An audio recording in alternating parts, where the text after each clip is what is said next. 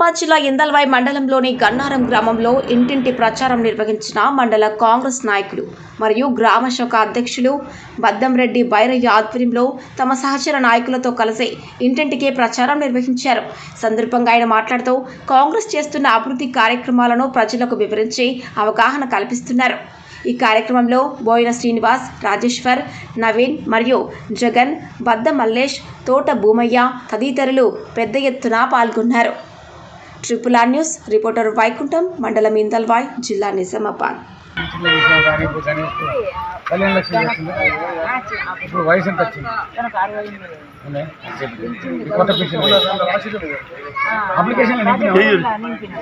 ఇప్పుడైతే చేతికి అయితే ఇప్పుడు మనం కూడా వేసారు మనం కూడా వేసారు.